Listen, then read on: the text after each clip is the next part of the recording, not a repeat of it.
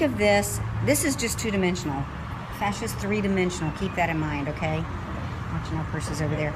And each of those little cells, think of them as passing an artery through it, a vein, a lymph vessel, a nerve, just anything. And as fascia starts to tighten, it looks a lot like this.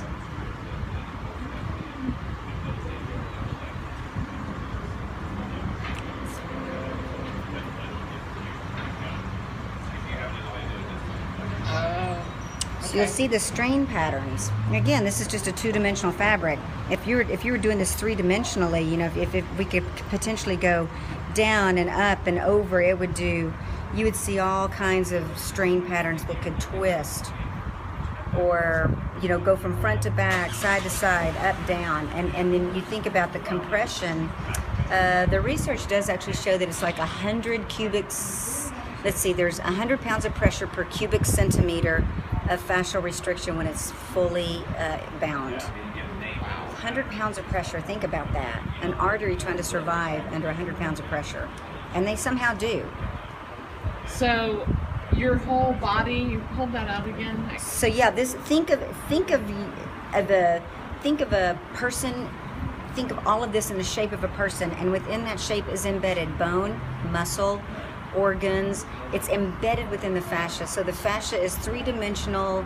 It goes between the cells, through the cells, around the muscles, around the bones, around everything. And it moves. Yeah, as you move. It's restricted. Yeah, it can restrict organs. It can restrict arteries. It can restrict anything that's supposed to flow or have. Show me what happens when something happens up here. Up here. So like if we were to do this, or just bunch it maybe. Oh, like this. If we twist it. Yeah. It depends on where it's anchored. So see, I'm not anchoring it down there. So it just depends on where it's anchored. So if there's a restriction up here, it can go down here, or it can go out to the shoulder.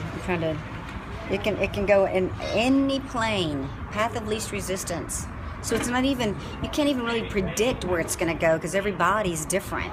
So myofascial release is working out those. So yeah, you get into let's say there's restriction somewhere in here.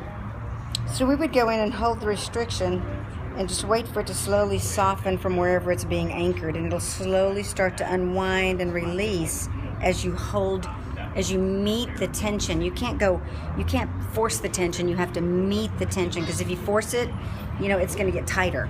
But if you just meet the tension and just hold it, then it will slowly start to sort of loosen up and allow you to sink into it. And so fascia in 100% good shape would look more like just the regular. It looks like a soft, you talked about the net, it looks like a net that doesn't have any tension on it. Well, just like you showed me. Yeah, just like this. It looks just like that, with no tension.